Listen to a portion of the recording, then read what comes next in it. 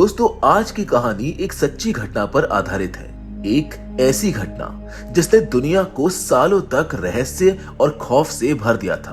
पहला विश्व युद्ध खत्म होने के बाद जब पूरी दुनिया की अर्थव्यवस्था बर्बादी की कगार पर थी, उसी समय एक पति पत्नी ने सब कुछ छोड़कर अपना ठिकाना बनाया धरती के एक सुनसान, वीरान और रहस्यमय टापू को। शुरुआत में तो ये जगह उनके लिए एक नया सपना लग रही थी, लेकिन धीरे धीरे वही सपना उनकी सबसे बड़ी काबूस बन गया। यहाँ उन्हें सिर्फ भूख और प्यास ही नहीं, बल्कि इंसानी लालच, धोखे और खून खराबे से भी जूझना पड़ा। समय बीतता गया, टापू पर और लोग आते गए। हर किसी के अपने इरादे थे। कोई यहाँ अमीरी और शोहरत का साम्राज्य बनाना चाहता था, तो कोई यहाँ पर सुकून और शांति खोज रहा था। लेकिन इस टापू का सच क्या था, ये यहाँ पर किसी को नहीं पता था। दोस्तों, ये कहानी है जिंदगी और मौत के खेल की, जहाँ हर कदम पर साजिश और हर चेहरा कोई ना कोई राज छुपाए हुए है। तो तैयार हो जाइए एक ऐसी रहस्यमय कहानी के लिए जिसमें हर मोड़ पर मिलेगा सस्पेंस और धोखा। So with all that said, चलिए स्टार्ट करते हैं आज के इस कहानी को। Hollywood silver screen presenting Eden. पहला विश्व युद्ध खत्म होने के बाद पूरी दुनिया की आर्थिक हालत बुरी तरह हिल चुकी। ऐसे समय में एक पति पत्नी ने सब कुछ छोड़कर दुनिया के दूसरे कोने में बसे एक वीरान टापू को अपना नया घर बनाया। उस टापू पर रहने वाला डॉक्टर रिटर अक्सर चिट्ठियां लिखा करता था, और जब कभी वहां से कोई जहाज गुजरता तो वो चिट्ठियां उठा लेते। इसी तरह पूरी दुनिया को पता चल जाता है कि वो वहां पर कैसे रह रहा है। रिटर का मानना था कि असली सुकून तभी मिलता है जब इंसान पहले मुश्किलों से गुजरे। अगर शुरुआत से ही सब कुछ मिल जाए तो मेहनत और तरक्की की अहमियत खो जाती है। कहानी अब कई साल आगे बढ़ती है। हमें एक और परिवार दिखाया जाता है जिसमें पति का नाम है विटम, पत्नी मार्गरेट और उनका बेटा हैरी है। इन लोगों ने अपनी सारी संपत्ति बेच दी थी, क्योंकि अब उनका सपना है कि वो अपनी बाकी की जिंदगी इसी टापू पर गुजारे। असल में हज रिटर की जिंदगी से बहुत प्रभावित था। वो उसकी हर चिट्ठी पढ़ता, जिनसे वो गहराई से जुड़ गया था। इसी वजह से वो सीधा रिटर की पत्नी से मिलने पहुंचा। उसने बताया कि डॉक्टर रिटर की चिट्ठियां जर्मनी में काफी मशहूर हो रही हैं। हालांकि रिटर और उसकी पत्नी दोनों इस बात से ज्यादा उत्साहित नहीं हुए थे। इसके बाद खुद रिटर हज को अपने बगीचे में ले गया। वहां उसने उसको समझाने की कोशिश की कि ये जगह उसकी सोच जैसी नहीं है। ये टापू पूरी तरह से दुनिया से कटा हुआ है और यहाँ पर रहना आसान नहीं होगा। रिटर चाहता था कि हज यहाँ से वापस चला जाए, लेकिन हज की बातों से साफ लग रहा था कि अब वो यहाँ से लौटने वाला नहीं है। जहाँ कुछ देर के बाद रिटर उन्हें एक गुफा के पास लेकर गया और बोला कि वो वहीं रह सकते हैं, लेकिन साथ ही चेतावनी भी थी कि यहाँ पर पानी बहुत कम है। सिर्फ बारिश का पानी इकट्ठा करके ही जिंदा रहा जा सकता है। रिटर के जाने के बाद हज और उसका परिवार तुरंत काम में जुट गया। उन्होंने तय किया कि जब बारिश का मौसम आएगा तो उससे पानी इकट्ठा करने का इंतजाम पहले से होना चाहिए। अब दिन रात मेहनत करने के बाद उन्होंने एक पाइपलाइन बना ली जो सीधा जाकर एक गड्ढे में गिरती है। वही गड्ढा उनके लिए पानी का सबसे बड़ा सहारा बनने वाला था। अब ऐसे ही एक रात डोरा ने अपने पति रिटर से कहा कि उसे नए आए परिवार का यहाँ पर रहना अच्छा नहीं लग रहा है। वो चाहती थी कि रिटर उनको वहां तक लाकर ही ना छोड़ता।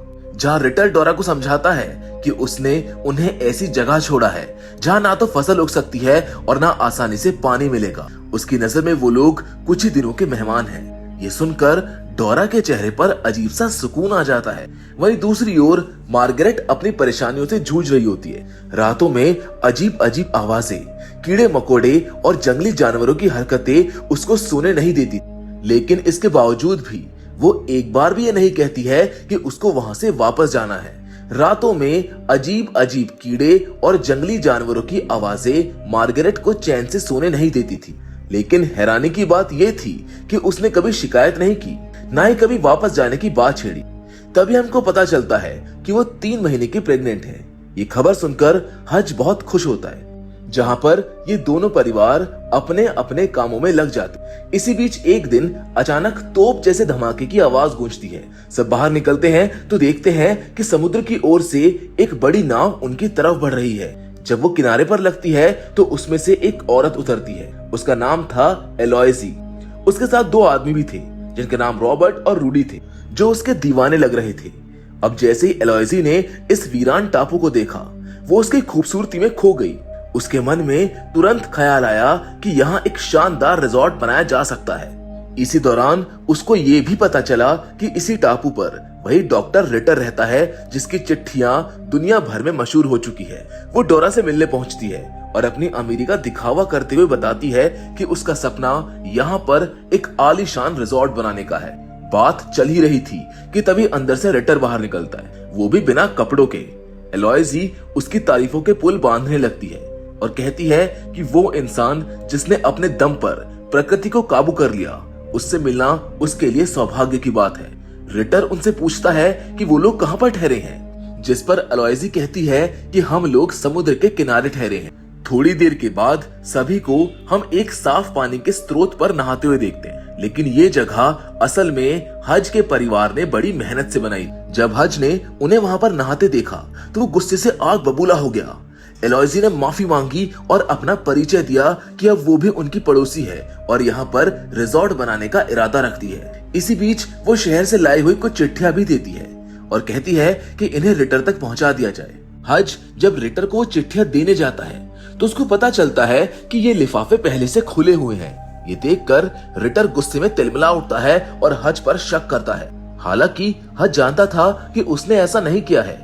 उसको यकीन था कि ये सब एलॉयजी का ही काम है, इसीलिए वो सीधा एलॉयजी के पास पहुंचता है और पूछता है कि आखिर वो उनके बीच झगड़ा क्यों करवाना चाहती है। लेकिन एलॉयजी साफ कह देती है कि इसमें उसका कोई हाथ नहीं है। असल में इन्हें इस पानी के स्रोत के बारे में रिटर ने ही बताया था कि वो वहां पर जाकर नहा सकते हैं। अब हज को समझ आ चुका था कि रिटर उन्हें यहाँ बसते हुए देखना नहीं चाहता है। फिर एलॉयजी उसे अपने रिजॉर्ट का नक्शा दिखाती है और बताती है कि ये जगह सिर्फ अरबपतियों के लिए होगी जो यहाँ आकर अय्याशी करेंगे। लेकिन हज को ये ख्याल एकदम बेमानी लगता है। उसकी नजर में इतनी वीरान और कठिन जगह पर कोई इतना बड़ा प्रोजेक्ट कभी नहीं बन सकता। हज की बात सुनकर एलॉयजी का चेहरा उतर जाता है और वो बिना कुछ कहे वहां से चली जाती है। इधर एक दिन जब रिटर के पास खाने को कुछ भी नहीं बचा होता तो वो मजबूर होकर हज के घर पहुंचता है। संयोग से उसी वक्त हज ने एक जंगली जानवर का शिकार किया था। उसकी हालत देखकर हज ने उस जानवर का कुछ हिस्सा रिटर को दे दिया। अब दिन बीतते गए और धीरे धीरे बारिश का मौसम भी नजदीक आने लगा। गर्मी अभी भी बहुत थी, लेकिन हज और उसके परिवार ने लगभग अपना घर तैयार कर लिया था। अब तो उन्होंने बगीचे से पहली बार सब्जियां भी उगा ली थी। दूसरी ओर रूडी बार बार कोशिशें करने के बावजूद भी कुछ भी हासिल नहीं कर पा रहा था। उसका चिड़चिड़ापन बढ़ने लगता है और एक दिन वो गुस्से में अपने कैंप लौट आता है। वहां पहुंचता है तो वो देखता है कि रॉबर्ट और एलॉयजी आपस में मौज मस्ती कर रहे हैं। रूडी पहले से ही गुस्से में था और ऊपर से जब एलॉयजी ने उससे खाने की फरमाइश की तो उसका गुस्सा फूट पड़ा। उसने साफ कह दिया कि अब उनके पास खाने को कुछ भी नहीं बचा है और ना ही पीने को पानी है। सारी गलती सिर्फ एलॉयजी की है जो बस सपने देखती रहती है और वही उन्हें इस मुसीबत में लेकर आई है। ये सुनकर एलॉयजी तिलमिला जाती है और गुस्से में रोते रोते जंगल की ओर चली जाती है। इधर घर में अकेली मार्गरेट अपने काम में लगी होती है। तभी दूर से मैनुअल और रॉबर्ट उसे छुपकर देखने लगते हैं और तभी अचानक से उसके पेट में बहुत तेज दर्द होता है, जबकि अभी उसके बच्चे के आने का समय बाकी था। लेकिन उस वक्त घर पर ना उसका पिता था ना ही उसका बेटा, दोनों ही शिकार के लिए गए हुए थे। इसीलिए मजबूरी में वो अकेले ही दर्द सहने लगती है। इतने में पीछे से मैनुअल और रॉबर्ट उसके घर में घुस आते हैं। हालांकि ज्यादा देर तक वो कुछ चुरा नहीं पाते हैं क्योंकि दर्द से कराहती हुई मार्गरेट वापस लौट आती है। अब उसने अकेले ही खुद को संभालने और बच्चे को जन्म देने की कोशिश शुरू कर दी थी। दोनों आदमी सब देख रहे थे, लेकिन मदद करने की जगह वो बस खड़े थे। तभी बाहर से अचानक बकरियों के चीखने की आवाज सुनाई देती है। मार्गरेट बाहर जाती है तो देखती है कि जंगली कुत्ते उसके ऊपर हमला कर रहे थे, जिन्हें भगाने की कोशिश में वो खुद ही फंस जाती है। उसका दर्द बढ़ता जा रहा था और उसकी हिम्मत टूट रही थी और आखिरकार वो वहीं पर गिर जाती है और अकेले ही अपने बच्चे को जन्म दे देती है। कुछ कुत्ते उसकी तरफ बढ़ने की कोशिश करते हैं, लेकिन ठीक समय पर हज वहां पर पहुंच जाता है और उन दोनों को बचा लेता है। उधर मैनुअल और रॉबर्ट थोड़ी बहुत चीजें चुराकर एलॉयजी के पास ले जाते हैं, लेकिन वो उन्हें देखकर नाराज हो जाती है और बोलती है कि ये सामान तो एक हफ्ते भी नहीं चलेगा। इसी बीच वो बताते हैं कि मार्गरेट अकेले ही बच्चे को जन्म दे रही है, हमें उसकी मदद करनी चाहिए। लेकिन एलॉयजी ने पत्थर दिल बनकर उनको रोक दिया। इधर हज घबराते हुए डॉक्टर रिटर के पास दौड़ता है और सारी बात बताता है। डोरा फौरन कहती है कि मार्गरेट को अंदर लाओ। रिटर इलाज में जुट जाता है और बड़ी मुश्किल से उसका दर्द कम करता है। अब काफी प्रयासों के बाद वो अटके हुए हिस्से को बाहर निकालता है और आखिरकार मार्गरेट को राहत मिलती है। ये सब बाहर खड़ा मैनुअल देख रहा था। वो जाकर एलॉयजी को बताता है, लेकिन एलॉयजी उसको डांटती है। वो कहती है कि अगर दोनों परिवारों की दोस्ती हो गई तो हमारे लिए काफी मुसीबत खड़ी हो जाएगी। एलॉयजी की बातें सुनकर मैनुअल का सब्र टूट जाता है। वो साफ कह देता है कि एलॉयजी औरत नहीं बल्कि एक पिशाचनी है। जो कुछ भी उसने सोचा है वो कभी भी पूरा नहीं हो पाएगा। अब धीरे धीरे मौसम बदलने लगता है। गर्मियों के चलते ये पूरा द्वीप सूखता जा रहा था। रिटर के पास भी अब लिखने के लिए कुछ नहीं बचा था। ये उसके लिए सबसे बड़ी परेशानी थी। दूसरी ओर भूखा प्यासा रूडी हज के घर पर पहुंचता है। उसकी हालत देखकर हज उसको खाने को देता है। तभी रूडी एलॉयजी की सच्चाई खोल देता है। दरअसल वो कोई अरबपति नहीं थी। वो तो फिल्मों के किरदारों से प्रभावित होकर खुद को एक रानी की तरह मानती है। उसकी दुनिया पूरी तरह से काल्पनिक है, जहां उसको लगता था कि बाकी सब लोग उसके गुलाम हैं। और सबसे चौंकाने वाली बात ये थी कि एलॉयजी नहीं चाहती थी कि हज और रिटर कभी भी एक साथ आए। तभी वहां पर एक और जहाज आता है जिसमें से एलन उतरता है, जो एक रिसर्च टीम के साथ आया था। एलन दरअसल रिटर के बुलावे पर यहाँ पर पहुंचा था ताकि उसकी जिंदगी और इस द्वीप को करीब से वो देख सके। एलॉयजी ने जब उसको देखा तो फौरन अच्छी ड्रेस पहनकर बाहर आई और उसे अपने वश में करने की कोशिश करने लगी। रात को एलन ने एक छोटी सी पार्टी रखी जिसमें उसने रिटर की बहादुरी और उसके संघर्षों की जमकर तारीफ की। उसने कहा कि कैसे रिटर की चिट्ठियां दुनिया को प्रेरित कर रही हैं और कैसे मेहनत के बाद ही इंसान असली सुख पा सकता है। साथ ही उसने मार्गरेट के बच्चे के लिए भी शुभकामनाएं दी और एलॉयजी की सुंदरता की भी सराहना की। ये सुनकर एलॉयजी के मन में ख्याल आया कि यही मौका है। उसे पता चल गया था कि एलन एक मशहूर डायरेक्टर है और उसके पास पैसा भी है। वो उसे अपने जाल में फंसाने की कोशिश करने लगती है, लेकिन एलन साफ कर देता है कि उसे उसमें कोई दिलचस्पी नहीं है। वो सिर्फ उसकी इज्जत करता है और कुछ नहीं। जहां अगले दिन एलन बिना कुछ कहे अपने जहाज पर चला जाता है। ये देखकर एलॉयजी पूरी तरह से टूट जाती है। उसे यकीन ही नहीं हो रहा था कि किसी ने उसको ठुकरा दिया था। अब ऐसे ही एक दिन रिटर जब शिकार से लौटता है तो वो देखता है कि जो खाना वो एलन को देकर आया था उसे एलॉयजी ने चुरा लिया है। यही वो पल था जब उसका सब्र आखिरकार टूट जाता है। रिटर गुस्से में सीधा हज के पास पहुंचा। उन दोनों ने फैसला कर लिया था कि अब वो लोग मिलकर एलॉयजी से इन सब चीजों का हिसाब लेंगे। उन दोनों ने बंदूकें उठाई और उसके तंबू के बाहर खड़े होकर आवाज लगाई कि जो भी सामान तुमने चुराया है सब तुरंत वापस कर दो। लेकिन एलॉयजी हंसी उड़ाते हुए बोलती है, तुम्हें क्या लगता है जिसकी तुम मदद कर रहे हो वो बाद में तुम्हें खाना देगा? तुम दोनों एक दूसरे के दुश्मन हो और हमेशा रहोगे। दरअसल उसका मकसद शुरू से ही इन्हें आपस में लड़वाना था। और तभी अचानक रॉबर्ट अंदर से बंदूक लेकर बाहर आता है और उन दोनों पर तान देता है। माहौल बिगड़ ही रहा होता है कि समय रहते मार्गरेट आ जाती है। वो सबको शांत करती है और कहती है कि अब सब अपने अपने घर जाए और मामला यहीं पर खत्म कर दे। लेकिन रिटर का गुस्सा कम नहीं हुआ था। वो घर लौटकर अपना टाइपराइटर तोड़ देता है और शिकार पर निकल जाता है। उधर मार्गरेट के घर पे भूखा प्यासा रूडी पहुंचता है जो खाने की तलाश में था। लेकिन तभी बाहर उसको एलॉयजी मिलती है जिसकी आंखों में आंसू थे। वो बोलती है कि अगर तुम जाना चाहते हो तो चले जाओ, अब मेरे पास तुम्हें देने के लिए कुछ नहीं बचा है। दोनों की आंखें भर आती हैं और वो दोनों एक दूसरे को किस करते हैं। जहां आगे रात के बीचों बीच हज की नींद अचानक टूट जाती है क्योंकि बाहर से उसे कुछ आवाजें आ रही थी।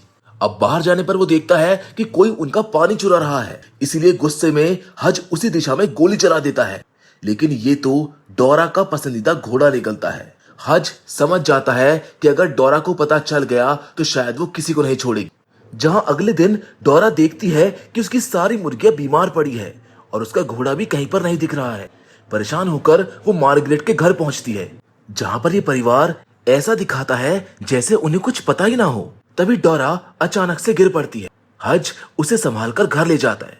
जहां रिटर पहले से मौजूद होता है। दोनों उसकी हालत पर बातें कर ही रहे होते हैं कि तभी उनको एहसास होता है कि कोई उन्हें सुन रहा है। जहां बाहर जाकर देखने पर उन्हें पता चल रहा है कि रॉबर्ट उनकी जासूसी कर रहा था।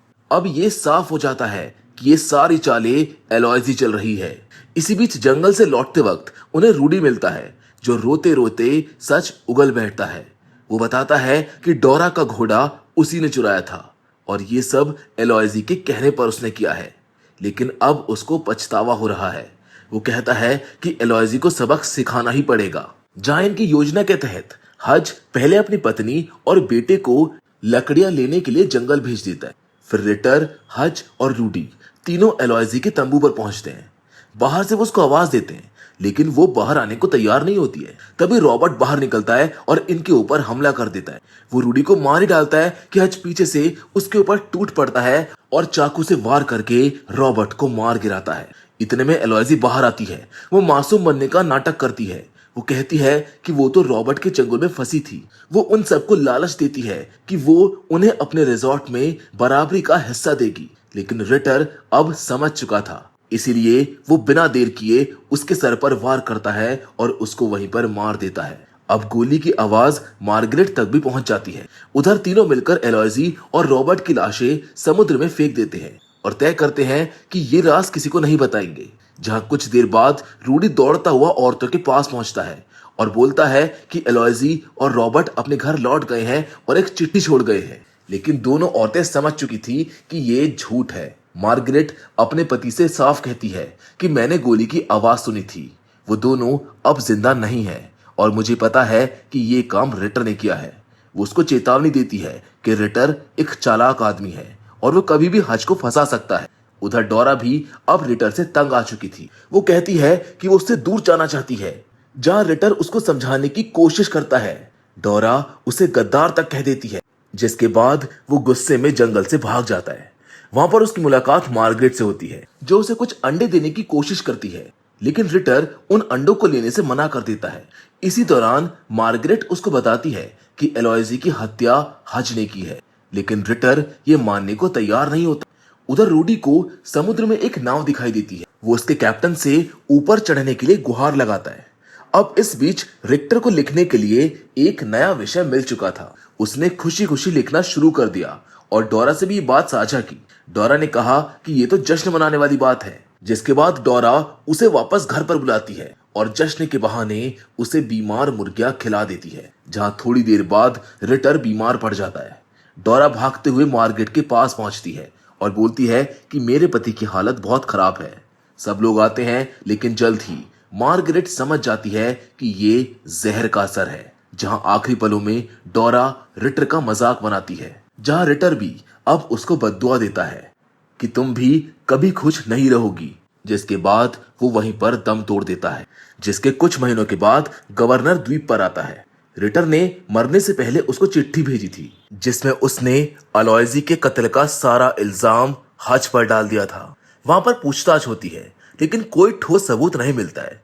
जिसके बाद आखिरकार वो गवर्नर वापस चला जाता है और डोरा भी उसके साथ चली जाती है। जहां एंड में हज का परिवार वहीं पर रह जाता है, क्योंकि वो आइलैंड ही अब उनका घर था। जहां कहानी के एंड में हमको बताया जाता है कि डोरा जर्मनी चली गई, लेकिन 1943 में कैंसर से उसकी मौत हो गई। मरने से पहले उसने कबूल किया कि उसी ने अपने पति को जहर देकर मारा था। मगर आज तक एलॉयजी, रॉबर्ट और मैनुअल की लाशें किसी को नहीं मिली।